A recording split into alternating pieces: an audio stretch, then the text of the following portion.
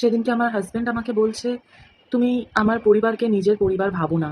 আমি ওকে বললাম যে না, এরকম কোনো কিছু না, আমি তোমার পরিবারকে অনেকটা ভালোবাসি। তো ও বলছে, না তুমি ভালো তো বাসো, কিন্তু তুমি নিজের পরিবার মনে করো না। সেদিনকে আমার ননদ আমার থেকে একটা জামা নিয়েছিল, এবং যখন ফেরত দিতে আসে তার আগে বলতে চাই যে হ্যাঁ, অ্যাকচুয়ালি এই কথাটা সত্যি যে ওর পরিবারকে আমি কোনোদিনও আমার নিজের পরিবার ভাবতে পারবো না। তার কারণটা ওটাই যে সেদিনকে জামা নিয়েছিল, এবং জামাটা ফেরত দেওয়ার সময় আমি দেখি একটুখানি জামাটা ফাটা। তো এটা যদি আমার নিজের বোন করতো, তোর গালের এখান থেকেও ফাটা হতো। ওর হাত থেকে আমি নখ দিয়ে মাংস ছিঁড়ে নিতাম, ওর মাথা থেকে আমি চুল ছিঁড়ে নিতাম।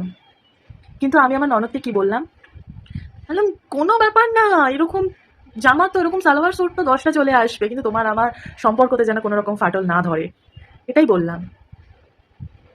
আমি যদি আমার ননদের পিঠের ওপর বসে তার মুখ ঘুষি মেরে সোফার মধ্যে ঢুকিয়ে তার ব্যাগের থেকে ওই স্যুটের যা দাম ছিল তার 4 গুণ এক্সট্রা পয়সা নিয়ে আরো 4টে ড্রেস না কিনতে পারতাম, তাহলে আমি আমি কি করে ওকে আমার নিজের বোন ভাববো, কি করে নিজের বোন ভাবতাম, তাই না? তো এরা অনেক সভ্য, এরা অনেক ভালো। আমার নেচার একটু ভায়োলেন্ট আছে, একটু ভায়োলেন্ট আছে। তো নিজের ট্রু ক্যারেক্টারটা লুকিয়ে রাখতে হয়। যতটুকু ভালোবাসা আছে ততটুকু থাক, বেশি আপন ভাবলে বেশি আপন হয়ে যাবে। Hmm. And I love my husband.